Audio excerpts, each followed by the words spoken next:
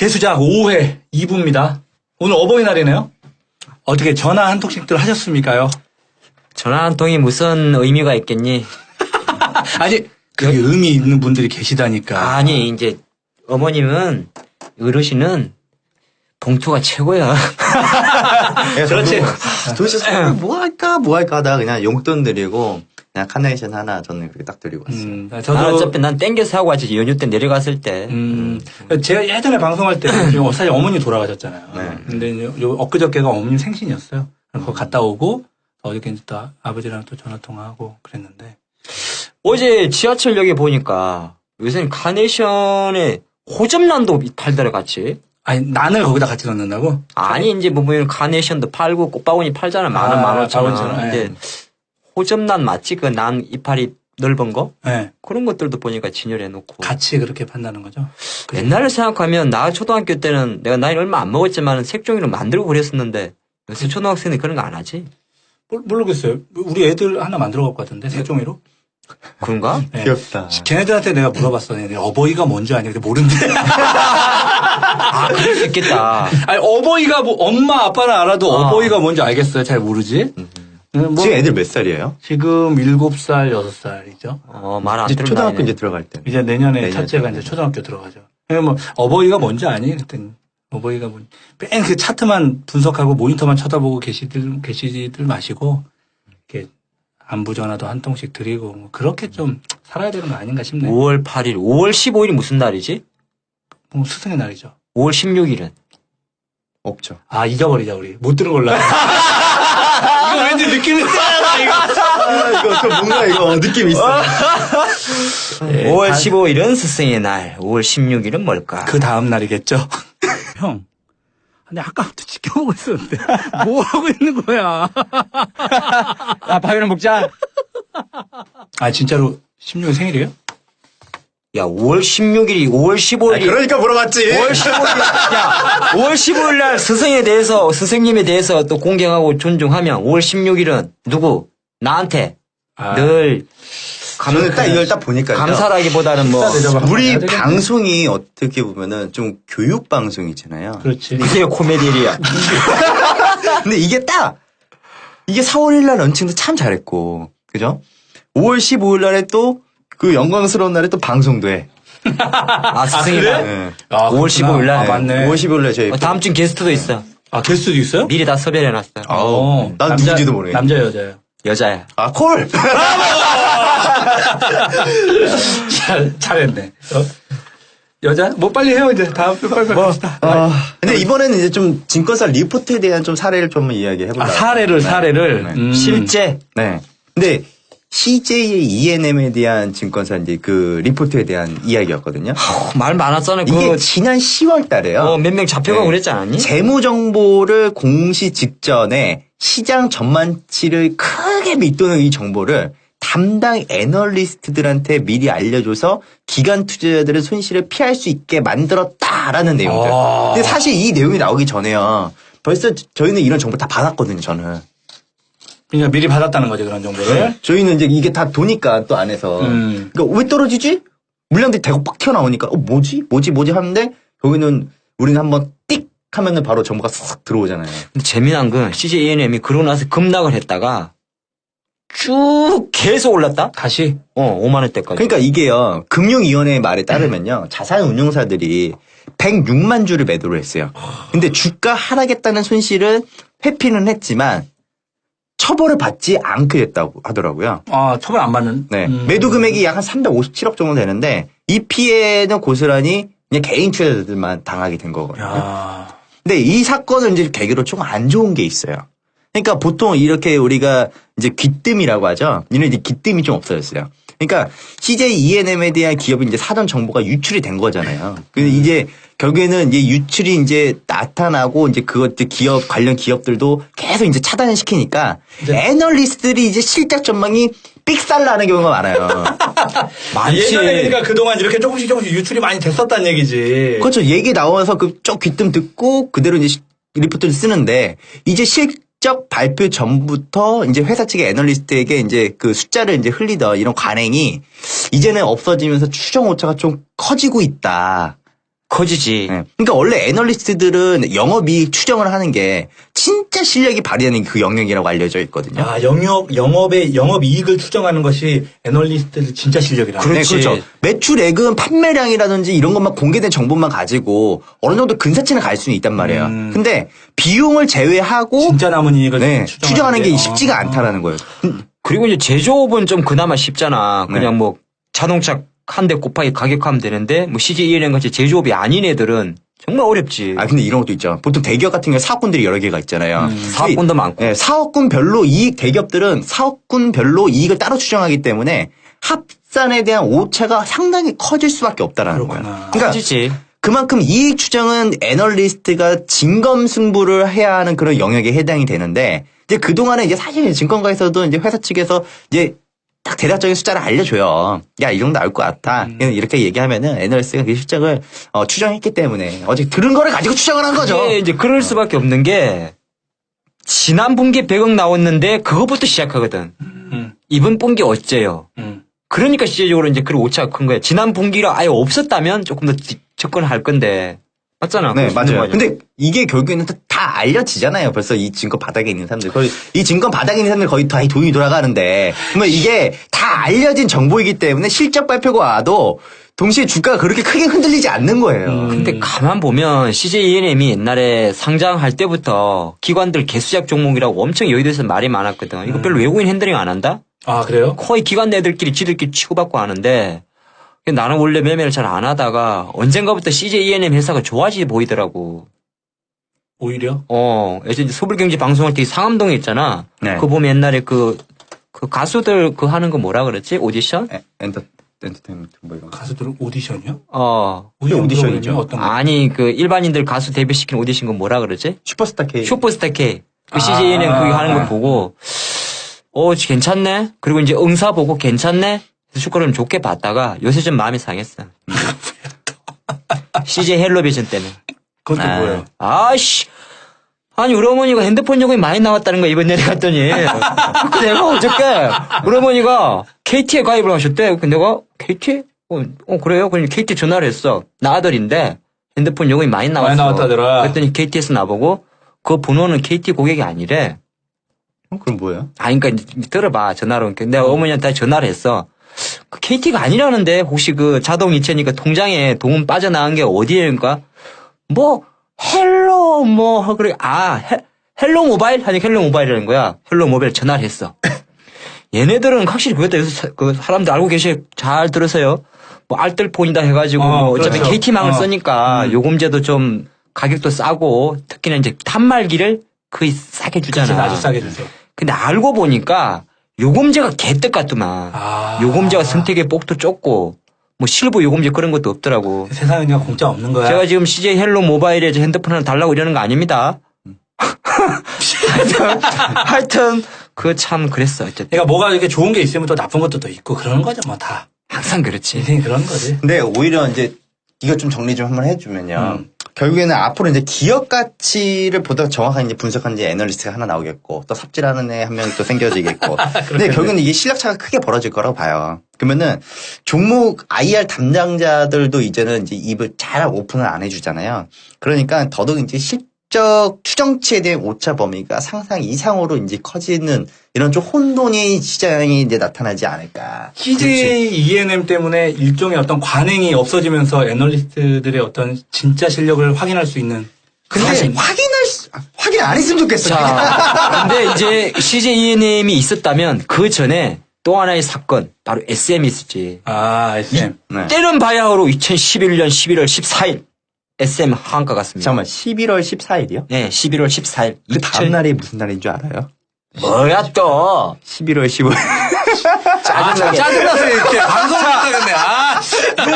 69,500원 하던 SM은 다음날 하한가로 58,900원. 그 다음날은 점하 51,100원. 그 다음날은 하한가 42,600원. 어찌어찌 하다가 12월 7일날 저점 36,000원까지 내려가는 어처구니 없는 사건이 발생을 했죠. 왜 갑자기 나레이션을 하고 있어. 왜 그랬느냐? 방송을 하세요, 방송을. 왜 그랬느냐? 가장 결정적으로 SM의 영업이익이 시장의 영업이익 기대치가 200억이었는데 200억 원의 절반 정도가 나오면서 실적 쇼크 때문에 아. 그렇게 나왔었는데 자, 그게 내용이 중요한 게 아니라 여기서 얼마나 정보가 샜느냐. 11월 14일 날 하한가를 참 왜 하는 거야, 이거? 어이가 없어서 그런 거야. 네. 기관 수급 동향을 내가 쫙 역산해 보니까 투신에서 벌써 17만 주를 팝니다. 정보 셌어요. 투신해서. 네, 그리고 15일 날 점 하한가 간 날은 팔고 싶어도 못 팔아서 6만 주밖에 못 팔았고 그 다음 날 16일 날은 기관 매도가 214만 주가 나오는데 어휴. 보험 32만 주, 투신 60만 주, 연기금 28만 주, 지자체 11만 주, 기타 22만 주. 존나 팔았습니다. 엄청 팔았네. 그러고 나서 주가는 결과론적으로 조금 올랐다가 다시 저점, 최근 2년 내 저점 3만 6천을 찍게 되는데 여기서 이제 우리 한 가지 생각할 수가 있죠. 이미 CJ E&M 사건 전에 SM의 실적 추정치 빗나갈 때부터 기관들은 먼저 선제적으로 팔았었고 개인들은 내가 보니까 4만에 다 털렸을 거야. 그렇게 보는데 이제 이거는 지난 이야기 때문에 많이 알겠지만은 왜 그러면 실적 추정이 어긋나냐? 빗나갔느냐. 제가 H모 증권사, H모 연구원의 그간의 1년의 노고를 쫙 정리를 해봤습니다. 이 친구가 2분기 실적 발표를 할 때 이는 이제 인식을 쓸 수밖에 없어.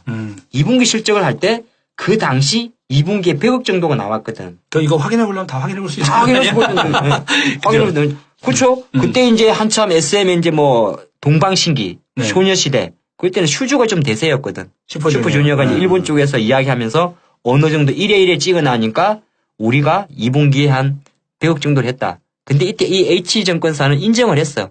원래 뭐라고요? 150억 받았거든. 아, 원래는. 150억 받다가 100억 정도. 그래도 요거 나올 때만 해도 SM의 주가는 그 당시에 5만원, 6만원대를 호가하고 있었죠.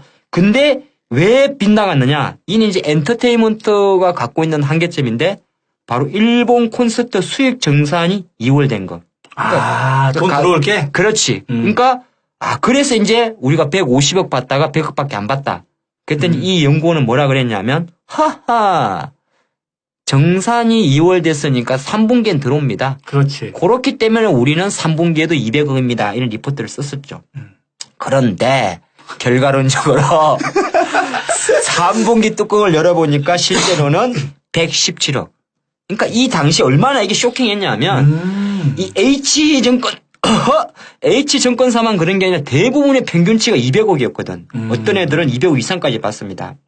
그런데 결과론적으로 이렇게 되면 주가가 점점점 냈는데 내가 하고 싶은 말은 이때부터 이제 연예 매니지먼트 주가에 대해서 불신이 엄청 생겼지. 해외 매출 다 인정하지 않느냐. 근데 내용이 뭐 핑계냐? 프로모션 뭐 수익 배분 비용이 제대로 안 돼가지고 매출 원가가 많이 잡혔다. 이제 공연 같은 거 말하는 거죠. 잡혔다. 그리고 나서 실제적으로 비용이 많이 들어가지고 우리가 매출은 똑같이 나왔는데 돈을 못 받아서 그리 됐다. 이익이 좀 적어졌다. 근데 이때 난리였어. 그때 SM에 뭐 목표 주가 8만 9천 원 하던 거 7만 원 때리고 난리가 났었는데 결과론적으로는 이 사건 이후로 제 기억에 맞다면 이 사건 이후로 어떻게 보면 이제 기관들에 대한 기관들을 바라보는 관점도 많이 달라졌고 같은 종목을 보고 서로 싸우는 거지. 서로 기싸움도 생겼고 또 하나 이제 아까 우리 양 대표가 이야기한 대로 개인 투자가들도 특히나 이런 엔터주라든지 약간 이제 좀 그 변동성이 큰 종목들, 퍼가 비싼 주식들에 대해서는 이 정권사의 목표가나 실적 추정치에 대해서 불신이 좀 커졌더라 그렇게 봅니다. 그런데 중요한 거는 시간이 또 모든 걸 해결한다고 SM의 주가는 지금 SM 요새 누가 잘 나가냐? 엑소. SM 엑소죠. 엑소 최고죠. 예, 뭐 엑소 뭐 열 몇 명 되죠. 팬들한테 미안합니다만 솔직히 몇 명인지 모릅니다. 우리 또 안티 생기잖아. 엑소한테 얼마나 무서운데? 야, 내가 엑소 몇 명이지? 12명 아니에요? 그래? 우리 예전에 녹음할 때 그도 자주 보지 않았어요? 그렇지. 우리 예전 녹음실에서는 엑소. 그때 엑소 애들이 왔었어? 그럼요. 우리 쟤 누구야? 그러니까 중국에서 유명해. 이랬잖아요. 우리 저기 예전에 저기 청담 거기 있을 때. 청담 녹음실에. 그때 EXO 그래가지고 우리가 하긴 나는 EXO가 누구야? 그랬었는데 알고 봤더니 그게 네, 엑소였지. 뭐 SM이 어쨌든 그래서 실제적으로 최근에 아마 이 사건이 있고 나서는 이제 조금 이제 긍정적으로 결론을 내드리면 SM에 대한 어떤 증권사들의 분석이라든지 보고가 그리고 SM 측에서도 마찬가지. 이때 이수만 회장이 평가액만 1조 날라갔었거든. 주가 급락하면서 약간 더 이제 투명해졌다는 그런 이야기가 좀 나오고 있으니까 뭐 엑소의 어떤 뭐 최근 활동이 좀 있다 보니까 주식 상담으로 와버린 것 같은데 SM이 그래도 그나마 2년 전 사건 때문에 많이 좀 투명해졌다더라고 합니다. 아, 근데 그거 아세요? 기관들 리포트보다 외국계 리포트에 사람들이 많이 민감하게 그 움직이는 그 이유 혹시 아세요? 그 외국 애들 돈이 많으니까 그러겠지. 아, 그런 것도 있는데요.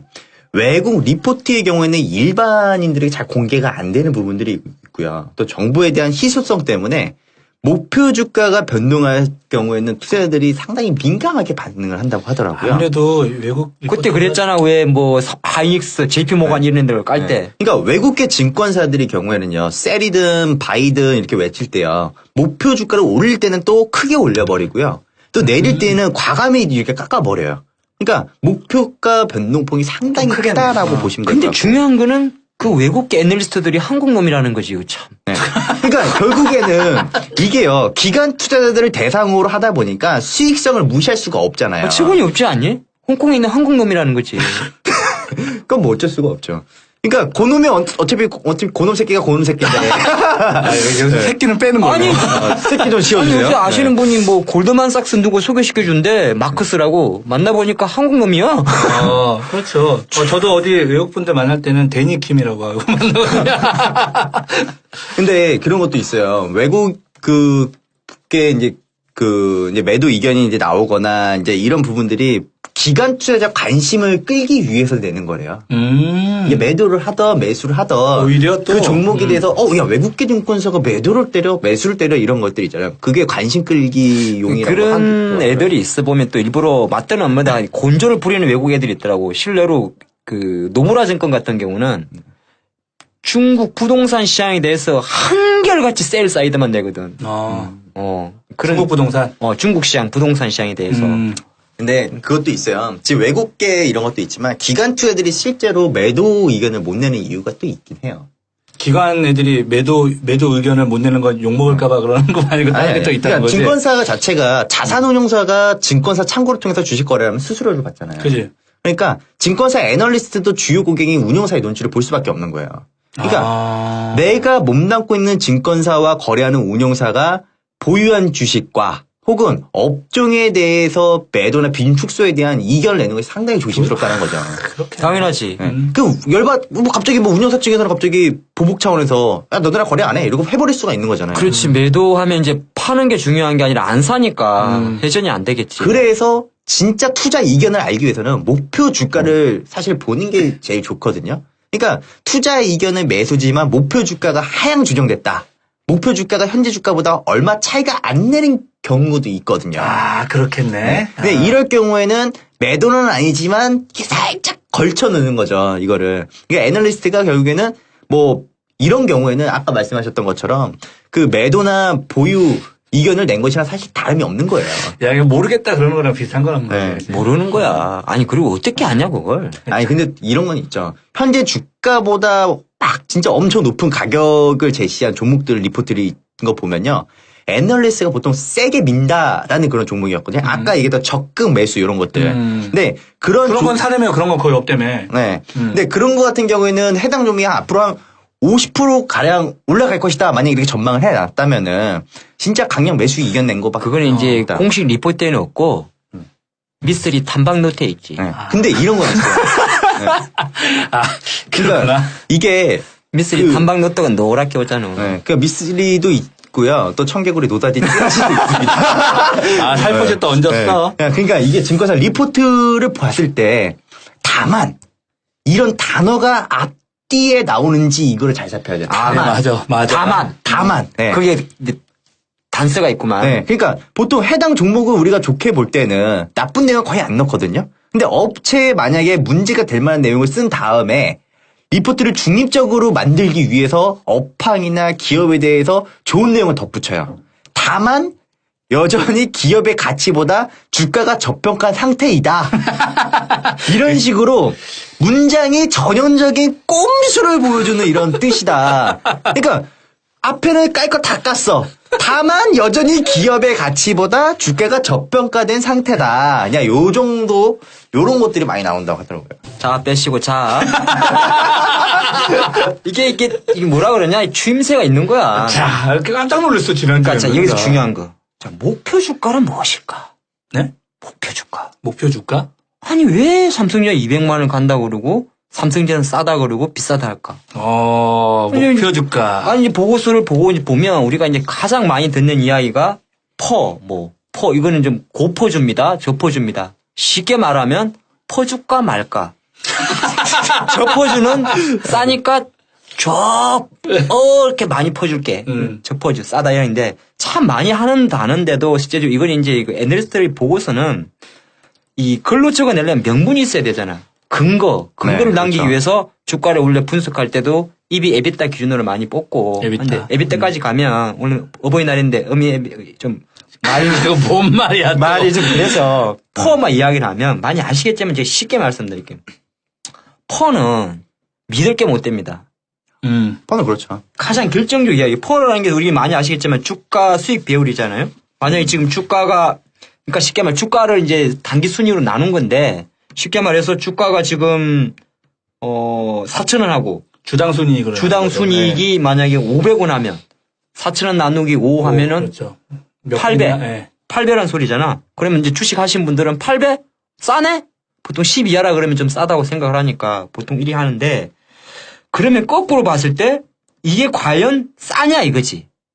여기에 대한 고민을 좀 할 수가 있습니다. 왜 그러냐 하면 우리가 보통 실적 이야기 할 때는 영업이익으로 하잖아. 그렇죠. 그러니까 회사의 이익이 보통 매출이 있고 영업이익이 있고 경상이익이 있고 뭐 조금 복잡한 내리가 그다음에 간단히 순이익이 있는데 이 순이익은 변동이 좀 많아요.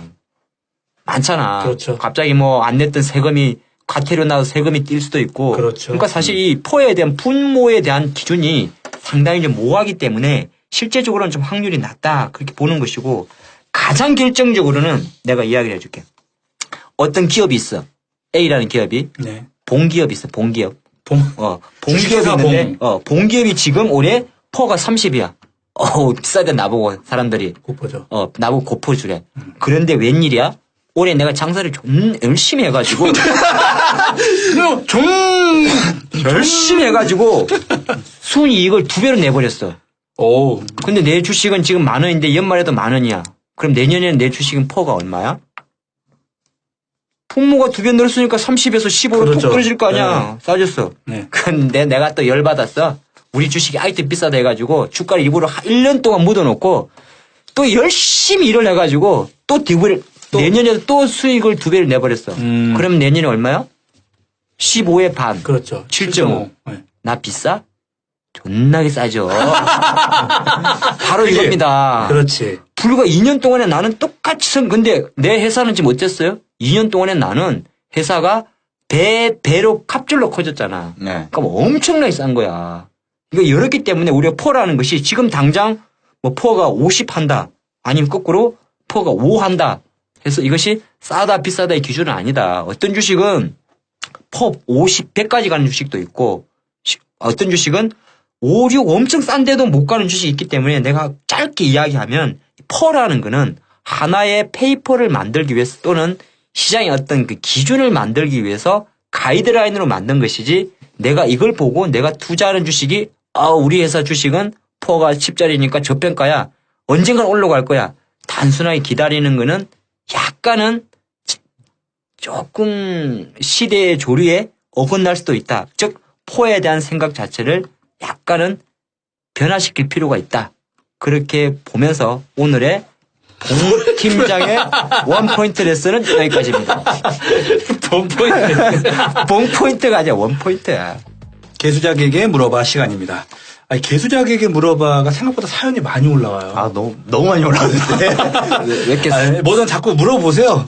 저희가 사연들이 많으세요. 네, 청취자분들의 사연을 조금 편집하고 또 에피소드나 사연을 저희들이 지금 방송하고 있는데 주신 내용들을 가지고 지금 거의 대부분 다 방송을 하고 있죠. 네. 그런데 혹시 저희가 방송에서 담지 못하는 내용들도 있을 수 있어요. 네. 그런 것들은 아마 카페에 오시면 확인하실 수 있을 겁니다. 어찌거나 카페가 아니고 그죠. 홈페이지. 홈페이지. 사이트입니다. 사이트. 사이트. 그러네요. 사이트죠. 개수작 ges.co.kr로 오셔서 사연 올려주시면 저희들이 뭐 방송에서 하지 않아도 애매한 답변들 좀 잘 못 맞추는 분들이 답변을 달아주니까 자 오늘 개수작에게 물어봐 사연을 한번 읽어보도록 하겠습니다. 안녕하세요. 개수작의 애청자 토토루입니다. 토토로? 네. 정겹네. 올해 2월까지 직장 생활을 하다가 지금은 잠시 그만두고 백수 생활을 하고 있습니다. 아 부럽다. 씨. 안타깝다. 제가 다니던 회사가 안랩에 총판을 하는 곳이었습니다. 아, 안철수 연구소 안내? 네, 그렇죠. 엔지니어로 직장 생활을 하던 2년 전 대선 이슈 때 안랩 투자를 결정하였습니다. 투자 가격은 주당 88,000원입니다. 지금 얼마죠? 지금 뭐 6만 원도 안 하지 않나? 5, 6만 원 하나? 6만 원 원래 정도인가? 적정 주가가 얘는 4, 5만 원. 아, 있어요. 5만 원 정도네. 5만 몇천 원 정도 하네요. 자, 2년 전이네. 투자 주의 경고까지 나온 종목을 투자해야 하나 말아야 하나 무척 고민했었죠. 안랩 제품이 좋아서 투자한 건 아니고요. 그건 아니죠? 안랩 제품에 대해서 알기도 하고 3만 원도 안 되던 주식이 시장 출마 설 후에 16만 원까지 가는 것을 보고 안랩이 네이버처럼 쭉 한 30만 원까지 그때는 달려갈 시장 것을 출마가 예상했습니다. 아니라 대선이지, 대선. 그러니까 뭐 그때 그러니까 그 전에 이분은 예전에 시장 출마할 때 그 안랩 주가가 3, 4만 원이었다가 거의 16만 원까지 막 올라갈 때 있었잖아요. 박원순. 그때 그렇게까지 서울시장. 이제 올라갔었을 때가 있으니까 네이버처럼 그렇게 한 3, 40만 원까지 쭉 갈 것 같았다는 거죠. 근데 네이버랑 비교를 했을까? 글쎄 뭐 그건 잘 모르겠어요. 어쨌거나 과감히 없는 살림에 가지고 있던 목돈을 모두 투자했습니다. 지난주 방송 들었나 보네. 신용 미수는 땡기지 않았습니다. 보면 잘하셨어요. 예전에 기린이라는 회사, 이게 지금 없어졌죠? CJ 합병설이 있었을 때 재미를 좀 봤습니다. 그때 생각하며 조금만 먹고 나오자 했는데 작년 3월 19일 본전치기만 하고 나올까 생각하고 있었는데 그 이후 주가가 폭락하더니 눈 깜짝할 사이에 6만 원까지 떨어져 버렸습니다. 이후 더 빠지더니 3만 5천 원까지. 2013년. 반토막이네요. 그죠. 이때 2013년도 언제? 아무튼 많이 빠졌네. 자, 버티면 올라가겠지 하며 기다렸는데 이제 5만 원대네요. 신용도 아니고 그냥 계속 잡고 있어야 하는 건지 아니면 조금 보태 물타기를 해야 하는 건지 자꾸만 더 내려가 버릴 것만 같아서 마음이 불안합니다. 안랩 어떻게 해야 할까요? 답답한 마음에 글을 올려봅니다. 어떻게 3년 기다려야지. 근데요. 대선 다음 대선까지. 다음 대선까지 기다려야지. 2017년인가? 근데 안랩은요, 성장성이 없는 기업이에요. 야, 괜찮을까 그렇게 얘기해도? 그리고 대통령 되면 잡혀간 거 아니야? 성장성 있습니다. 찰스 형이 여기 집 경영권 손 뗀 지 언제? 한참 됐잖아. 그렇죠. 예. 근데 전문 문제, 경영이. 이게 제가 왜 성장성이 없냐고 하냐면은, 물론 보안은 앞으로도 끊임없이 진행되고 개발되어야 되는 그런 그 상품인데, 문제는 너무 보급이 다 많이 돼 있어요. 이미. 네, 무료로 배포를 하고 있고, 대부분 이제 기업과 공공기관을 이제 상대로. 아니, 어차피 이거는 모멘텀으로 갈 주식 아니잖아. V3가 잘 달리든 말든 상관없잖아, 솔직히. 하긴 뭐. 그래. 이게, 이게 V3 맞지? 네. V3. 바이러스 잡는 거. 바이러스 잡는 거. 네. 이거 가지고 뭐 8만 원 할 주가는 아니잖아, 솔직히. 근데 솔직히 저는 이거를 예전에 이제 그 2만원, 3만원대, 2만원대죠? 2만원, 만원, 1, 2만원대 주가가 갑자기 해서 그때 16만원까지 갔을 때, 야, 이거 바이러스 걸렸다. 이거 주가 바이러스 걸린 거다. 조심해라. 이거 적정 주가 4만원, 5만원이다. 이렇게 얘기했었거든요. 근데 그때 운 좋게 그래도 뭐 한 이렇게 조금 먹은 사람들도 있긴 있을 거야. 근데 아까 이웃집 토토로님? 네. 토토로님은 그런 것 같아. 이 사람이 주식을 하다 보면 이제 자기 마음대로 해석을 하거든, 시나리오를. 그렇죠. 왜 네이버랑 안랩이랑 붙여? 근데 이게 이건 있잖아요. 아니지. 그렇죠. 안랩 원래 1대 주주 누군지 아세요? 2대 주주였나? 그 사람이 그 10억인, 계속 틈틈이 100억인가 아무튼 200억씩을 틈틈이 사놨었어요. 안랩은 좋겠지 해서 얘가 주가 빵 튀어버리니까 수천억 먹은 사람이 있어요. 개인 투자. 그럼 다 팔았겠다. 그러니까 개인 투자자 중에서 네. 안랩이 그때 주주도 있더라고요. 4배씩 이렇게 뻥튀기 됐을 때 네. 그렇게 큰 수익을 냈던 사람들이 있다는 거죠. 만 몇 프로네 몰라 알고 있는데. 와. 그렇지, 안 받겠지, 주가를. 안 보다가 이제 받겠지. 그래서 이거는 이제 그러다가 이제 그거를 이제 수익을 어느 정도 빼고 이제 털었다 이제 그런 얘기 나왔더라고요. 아니, 그래, 아까 우리 토토로님이 못 찍겠다는 거예요, 지금. 그러니까 결론은 뭐 일부 자기가 가지고 있는 자금을 탈탈 털어가지고 88,000원에 매수를 해가지고 벌써 꽤 됐는데 2년이 됐는데 이 안랩을 계속 갖고 있어야 될지 2년 동안 한 번도 8만 원대 못 갔어요. 그냥 가만히 두고만 있었던 것 같아요. 안 갔어요. 8만 원대. 한 6만 원, 7만 원대까지 올라온 적이 있긴 했는데 아무래도 손실 보고 있으니까 쉽게 못 팔죠. 근데 손실 보고 있는 이거는 상태에서. 적정 주가 밴드가요. 그냥 4만에서 6만 원대라고 그냥 보면 돼요. 그러면 최소한 지금 4만 원 이하 정도 밴드 이하면은 4만 원 이하는 사고 내가 6만 원대는 팔고. 아니, 우스갯소리로 3년 기다리라고 이야기했는데 거꾸로 한번 생각해 봅시다. 자, 3년 기다렸는데 찰스 영이 만약에 대통령이 됐다 칩시다. 주가 갈 것 같대? 갈 것 같아요. 안 가. 그냥 이게 우리나라에 이게 사람들이 딱 대선 후보로 등록되는 순간에 그래. 갖다 붙여. 그렇지. 갖다 그때는 붙이는 가겠지. 데는 그러니까는 대통령이 되고 나면은 안 가지. 안 가지. 그러니까 이 대선 전에 되기 전에 그래요. 그때는 내가 봤을 때는 붙을 수 있을 것 같아. 일부. 그리고 또 그것도 있어요. 전혀 다른 게 테마를 엮일 수도 있어. 사실은. 근데 모르는 건데. 엄청 많이 이게 붙일 수 있는 빈대 노릇 많이 할 수 있어요. 이 기업도 마찬가지로 워낙에 보안에 대한 부분들이 아니, 이제 뭐 치우다 4,000원짜리면 잘 움직이는데 6만원짜리 돼버리면 개미들이 조금 솔직히 수작을 부리려고 그래도 돈이 많이 들잖아. 근데 이거는 있었어요. 얘가 1만 원부터 16만 원까지 가기 전까지에 그 어떤 그 TV에서 어떤 한 전문가가 이런 걸 가지고 장난질을 많이 쳤어요. 한 전문가가 네. 이걸 가지고 네. 이미 어떤 장난을 좀 쳤다는 거지. 네. 그래서 안내면 유명하잖아요. 그리고 이게 아까도 그 봉 팀장님 말씀하셨던 것처럼 이게 자기가 시나리오를 그린다니까 자신의 청사진대로 될 거라고 항상 얘기를 해요. 제가 그랬어요. 일단은 주가 빠지면은 이 기업이 뭐 하는 회사지 이런 것도 알아보고. 아니, 그러니까 우리 토토로님은 잘 들으세요. 안랩 제품에 대해서 잘 알고 있고 나중에 시장 후보로 나가면 가지 않을까.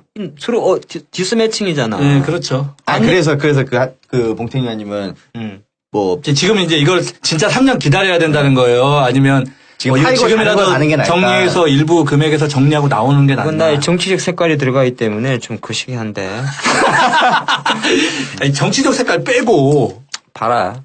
파는 게 낫다. 그러니까 만약에 저는 좀 애정이 있는 종목이다라고 하면은 두 분 다 블루다. 아니, 생각을 해봐. 예를 들어서 이게 뭐 딴 거 필요 없고 대선이라는 리스크를 빼고 뭐 그런 이벤트를 빼고 그냥 안랩만 봅시다 쳐. 일단. 이거 5만 원 주식이 아니거든. 끝이야. 그 이상 거기서 북한 놈들이 디도스 공격을 하다가 내 컴퓨터를 샥 피바다로 만들든 간에 미켈란젤로 한번 뜨면 또 어떻게 되는지 모르는 거 아니야? 아니야. 그래요? 그러니까 뭐 물론 안랩이 요새 어떤 사업을 가지고 수익을 잘 내고 있는지 내가 잘 모르겠는데 그거 아니다 치더라도 지금의 주가가 저리 버티는 것만 해도 거꾸로 보면 엄청 물려 있구나 싶고 해서 물론 이제 이분이 실제적으로 이걸 팔고 뭐 할까에 대한 스타일은 보면 이분은 팔아도 솔직히 안 팔실 뿐이고 팔아도 팔 게 없어요. 네? 뭐라고요? 팔아도 안 팔 것이 팔라고 해도 안 파실 뿐이고 설령 팔고 나더라도 이 돈을 가지고 다른 주식을 못 살 사람이라고. 그냥 블루라고 이 사람. 이 사람이 아니라 이분은 주자 성향이. 뭐 그래도 꽤 오래 들고 있긴 했네. 손해 보고 있는 거. 들고 있어 이런 건 들고 있은 게 아니고요. 물린 거예요. 물린 거예요? 일찌감치 던졌어야 됐나? 처음부터? 원래 이런 거예요. 쉽게 얘기하면은 내가 들고 있는 종목이 손실 구간이다. 그러면 다 그냥 물렸다라고 보시는 게 맞고. 나의 사자성어가 있지. 태들 퇴출. 뭐요, 그건 또? 테마로 들어간 거 테마로 나와라. 잘 갖다 붙인다. 내가 하다 보면 이런 개떡 같은 소리. 아무튼 토토루님, 좀 안타깝긴 한데 안랩은 적당한 타이밍에 좀 털고 나오는 게 좋겠다 의견입니다. 근데 그러면 뭐 금액적으로 대략 얼마? 저는 그냥 만약에 그 박스 매매 하신다면은 그냥 4만 원 이하 매수, 그다음에 5, 6만 원 부분에서 또 매도 이런 식으로 해서 일단 종목들 평단 장가를 좀 작업을 하면서 그래도 좀 유들유들하게 좀 대응하는 방법으로. 그러니까 한 번에 6만 원에 딱 들어왔을 때 한 번에 다 못 팔잖아요. 가슴이 아플 거예요. 그거 어떻게 팔아? 그러니까 감내할 수 있는 10% 일단 먼저 10% 던져보는 거예요. 매도를 해. 그럼 5만 원이 6만 원인데 좀 올라가면 10% 빨아. 그 청산을 하죠. 빨아.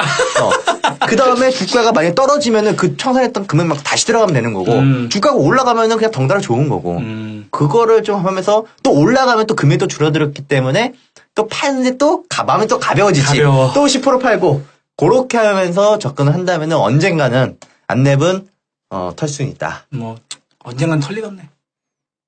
날 버린 여자는 단칼에 버리세요. 자, 지난주. 좀 그만해. 자, 지난주는 우리가 특집 방송이라서. 개수작 종목 배틀 안 했죠. 없었고. 네. 요새 뭐 오늘은 또 다시 돌아왔죠? 종목 배틀. 근데 저 어디 저 바깥에서 네. 뭐 가수 녹음하나 봐. 아 그래요? 멱다는데 아주. 그런 소리가 막 들려 여기까지. 자, 그 개수작 종목 배틀 오늘 뭐 누가 먼저 하실래요? 여지껏 두 분은 더럽게 못 맞췄다. 나만 잘 피해갔다 이렇게 결론이 나고 있는데. 자, 저는 오늘 그림이 좋은 종목을 하나 가져왔는데 오텍. 네. 오텍. 코드번호 067170. 코드번호 꼭 얘기하시더라. 오늘 종가는 7,630원인데 오텍이 뭐 하는 뭐 회사냐 하는 보면 회사예요? 이제 뭐 장애인 구급차, 특장차, 아. 콜택시. 그러니까 그 보면 승합차 중에도 이제 장애인들 전용으로 좀 편하게 만든 그런 개조한 차 그런 것도 만들고 앰뷸런스도 만들고 그러다 보니까 이제 한때 이게 이제 지금 서울시장이죠. 박원순 서울시장 후보 시절에도 이제 복지, 의료 차량 관련주로 테마주로 잠깐 엮였던 거고 왜 엮일 수밖에 없는 게 실제적으로 장애인 차량이나 앰뷸런스 이런 것을 90% 이상 만듭니다. 근데 가장 중요한 거는 그거는 이제 솔직히 그 캐파가 한정지일 거 아니야. 네. 장애인들도 많지는 않으니까 그런 차량 수요가 가장 결정적으로 신의 한 수를 뒀는데 국내 에어컨 시장 냉장차죠. 캐리어 에어컨을 2011년도 1월 달에 인수했구나. 그러니까 그냥 뭐 이런 특수 차량 됐지만 가장 결정적으로 이 회사가 캐리어 에어컨을 인수하면서 실제적으로 실적도 상당히 좋아진 회사. 보니까 지난해도 뭐 한 10, 얼마더라? 10억 정도? 100% 정도 순이익이 증가했더라고요. 근데 요새 딱 보니까 나는 이런 거 다 차지하고 배팅을 한번 걸어볼랍니다. 근데 차도 진짜 이뻐요. 이게 지금 나는 딴 거보다 딴 거 다 필요 없고 그림 이야기 앞서가지고 지금 우리나라 최대 큰 지금 비딩이 하나 들어가 있는데 오리온이 갖고 있는 스포츠 토토 사업 황금알을 먹는 거위라는 그 토토 네. 불법 토토 아닙니다. 그 토토 사업이 5월 달에 지금 최종 선정이 이루어지거든. 오리온 그룹이요? 오리온이 지금 그 라이센스 끝났잖아. 그래갖고 지금 그 토토 사업권 인수에 뭐 유진그룹, 보광 히닉스파크 보광그룹, 뭐 대상, 또 삼천리, 자전거 삼천리 말고 저쪽 삼천리, 힐라 이런 애들이 들어갔거든. 지금 요번에. 예, 근데 누가 될지는 모르겠는데 솔직히 예를 들어서 오택이 안 됐다고 이것 때문에 오택이 주가가 빠지느냐? 그렇지는 않습니다. 삼천리 유진. 물론 대충 기본은 아무래도 보광이나 이런 애들이 자금이 훨씬 크니까 할 수 있겠지만 어쨌든 이 오텍 같은 경우는 5월 달에 최종 선정이 이루어지는데 이 스포츠 톱스토어 사업에 대해서 입찰도 했다. 요거는 이제 하나의 그냥 잘 되면 아주 좋은 거. 안 돼도 본전으로 보는 거고 주가는 이제 펀더멘털 관점에서는 아까 말한 대로 계열사 캐리어 에어컨, 뭐 캐리어 냉장 이런 애들이 실제적으로 좋죠. 캐리어 냉장은 뭐냐면 간단히 보면 그 우리 냉동차 조그만한 거 있잖아. 그래, 돼지고기 네. 싣고 다니는 거. 그거 요새 보니까 브라질하고도 또 그런 거 판매 대학을 했다 그러니까 좀 좋아 보입니다. 차트 한번 보실까요? 자, 눈으로 그리세요. 자, 차트 3개월 동안 지금 한 7,300원 정도에서 빨간색 21선 이쁘게 타고 있습니다. 그러네요. HTS 혹시 빨간색 아니시면 바꾸세요. 제 빨간색 씁니다. 빨간색 21선 되어 있고 오늘 그래도 한 7,500, 7천 얼마더라? 7,630원 오늘. 그러니까 근데 불안한 건 내일 아침에 갭상승을 할 것 같아서 좀 불리한데. 상승 가능성이 높네요. 거래량이 조금 작은 종목이니까 제가 볼 때 이번에는 주간 단위잖아 우리가. 내일 아침에 시가 조금 하락 출발한다면 지금은 그림이 좀 이뻐가지고 조심스럽게나마 또 이제 팔자를 좀 볼 수 있지 않을까. 일단 실적되고 뭐 토토 쪽도 한다고 하니까 뭐 안 돼도 어차피 실적으로 커버할 겁니다. 냉장차. 네, 오텍입니다. 저는 아까 이제 그 오리온 얘기하길래 깜짝 놀랐어. 저는 갖고 나온 종목이 그 미디어 플렉스라는 종목이거든요. 3,815원에 오늘 잘 가더라. 5.5% 상승했어요. 근데 그 우리가 지난번에 뭐 이야기했었잖아요. 오리온 해서 뭐 껌 이야기하고 환율 또 야, 미디어 그거 작년에 고릴라 나온 야구 영화하고 말아먹지 않았어? 그거는 말아 먹었는데요. 이번에 이제 그 예전에 지난해 국내 최다 관광객들이 동원된 그 도둑들 있잖아요. 그 도둑들 얘네가 만든 배급한 회사고요. 아, 그렇지. 네, 또 지금 요즘에 그 제가 이번에 이제 비행기 타고 왔다 갔다 하는데 그 대한항공은 이제 앞에 이제 좌석에 그 시트 쪽에 그렇지. 그 TV 있잖아요. 거기 보면 이번에 이제 거기서 상영하는 게 은밀하게 위대하게. 그리고 또 관상. 이 국내 영화의 그 배급도 많이 맡은 회사예요. 그러니까 결국에는 이 은밀하게 위대한 관상이나 이게 딱 그 이번에 비행기를 타면서 딱 봤다는 거 아니에요. 아, 그 차 지금 배급되고 있는 것 같더라고요. 근데 지금 얘네들이 결국에는 오리온 그룹의 그 계열의 이제 영화 투자 그리고 뭐 배급 업체다라고 보시면 되는데 지금 오리온이 57% 정도 지분을 갖고 있어요. 그래서 이제 실질적으로 유통되는 물량들이 그렇게 크지는 않고 있는 상태고 지금 외국계들의 움직임이 좀 뭔가 수상해요. 그래서 외국계에 있는 애들 좀 일단 우리가 좀 체크해 볼 필요가 있지 않을까. 근데 이게 원래 예전에 손때 한번 묻었던 종목이에요. 네, 손때 한번 탄 종목이기 때문에 뭐 손때라고 하면은 또 뭐 여러 뭐 다른 용어도 있겠지만 그냥 손때라고 표현을 하겠습니다. 네. 그러니까 그 조금 껄끄러운 부분들이 있지만 최근 주가 움직임 좀 수상하기도 하고 또 불안한데 이거. 시장이 무너지는데 또 얘가 홀로 더 잘 버티고 있어요. 그러니까 오히려 좀 이런 거 보니까 좀 뭔가 다시 한번 이 손때를 다시 또 아니 이게 미디어 플렉스가 나도 별로 안 좋아하는 주식인데 요새 보니까 그 국내 최대 배급사가 뉴거든. NEW 뉴. 네. 걔들이 웬만한 국내 영화는 다 배급하는데 걔랑 얘는 미디어 플렉스하고 요새 짝짝꿍 해가지고 뭐 한다 그런 이야기 나오면서 좀 올라가더라고. 근데 차트 요새 움직임이 난 아침마다 주식을 많이 보잖아. 일 때문에 보다 보니까 힘이 있더라고 저게. 우리 오택은 조금 힘이 얘들 없는데. 차트는 우리 호텔이 이뻐요. 우리 호텔. 우리 오택이 박스권 돌파한 것 같거든요. 그러면 호텔이- 그럼 어떻게 봉 팀장 아니 우리 오택이 느낌상 내일 갭상승 후 일주일 내내 엄봉 얻어맞을 것 같은. 그러면 우리 미디어 플렉스로 나는 오세요. 7,300원, 7,300원 형은 벌써 나 그럼 나는 우리 미디어 플렉스로 이미 붙었지. 아니야. 이게 실전에서는 나는 이 오택 같은 거는 딱 트레이딩을 보면 7,400원 이하 있으면 산다고 오늘 종가 기준으로. 네. 근데 우리는 이제 룰상 내일 아침 시초가 다음 주 목요일 종가잖아. 아 참. 뭔 얘기할까요? 잠깐만 우리 지난번에 뭐였지? 지난번에 뭐 나가리 됐지. 그때는 그냥 그 나가리였어요? 빼쓰고 나가리였고 이번에는 뭐 얘기해야지. 치맥 먹자 치맥. 우리 그때도 두 판 엎었잖아요. 어. 피자 말고 치맥 끝나고 먹자. 치맥. 끝나고 치맥 먹자. 치맥? 어. 어. 좋네. 치맥? 치맥. 좋아요. 그러면 치맥. 근데 오택하고 미디어 플렉스. 우리 미디어 플렉스하고 오택. 나가리 오택과 우리 미디어 플렉스. 대결을 기대해 주십시오. 아유, 뭐 한참 오다 보니까 벌써 5회 다 왔네 이제. 아. 야, 내가 짜! 그러면 너는 아우! 그러는 거 아우! 아니야? 방송 듣다 보면 이 어쩔 수 없이 그런 소리가 나올 때가 팀장은 있네. 짜! 그러고 막 김집사는 아우! 그러고. 벌써 5회 다 끝났어요. 오늘 저는 오늘 내용 재밌었어요. 5월 5일은 어린이날, 5월 8일은 어버이날, 5월 15일은 스승의 날, 5월 16일은 네. 그 다음 날. 자꾸 주입을 시켜야지. 막. 네. 아무튼 많은 분들 들어주시고 관심 가져주셔서 너무 감사하고 사실 또 많은 분들 또 응원도 해주시고 그래서 그냥 기분 좋게 드리고 있고요. 다음 주 방송이 스승의 날 방송인가요? 네, 15일. 15일. 다음 주는 목요일. 또 이제 미모의 게스트를 제가 섭외를 해서 여자라니까. 진짜 미모예요? 미모죠 여신님이니까. 우리 무조건 치맥에 같이 함께 가시는 거죠. 아 내가 좀 네. 고기 사준다고 뻥쳤는데 처음에 양꼬치 먹자 그러니까 안 온대. 그래서 고기 하니까. 아, 여기에 엄청 괜찮은 데 있어요. 그래, 뭐가? 난 양 대표님이 엄청 괜찮은 데라 그러면 난 믿어.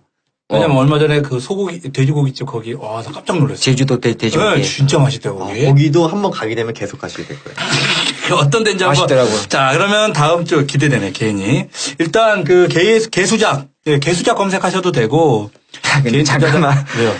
개수작 진짜 이름 잘 지은 것 같아. 오늘도 아까 여의도에서 나올 때 같이 일하시는 형님이 어디 가냐 그래. 네. 개수작 하러요. 개수작 검색하시면, 포털 사이트에서 저희 홈페이지 네, 볼 수 있습니다. 개수작 gsj.co.kr로 들어오시면 저희들 보실 수 있고요. 방송 제작 풍경. 제가 요번 주 좀 늦었습니다. 제 핸드폰 그 연결하는 잭이 문제가 생겨가지고 오늘 좀 늦었는데 바로바로 업데이트되는 제작 풍경뿐만 아니라 좋은 정보들 이제 올라오죠. 네, 올라오서 보실 수 있습니다. 뿐만 아니라 아까 말씀드렸죠. 저희들이 방송에서 다 해주지 못하는 질문들에 대한 답변들이 있습니다. 카페에 오셔서 직접 하시면 성의 있는 답변, 또 하지만 정확하진 않은 답변 언제든지 확인해 보실 수 있다는 거 말씀드리면서 개수작 많이 응원해 주십시오. 저희 여러분들 응원해 주시면 저희들 다음 전주에 또 명령도 열심히 한번 받들도록 하겠습니다. 마무리할까요? 개수작의 개수할 거는 진정한 개수작! 개수작!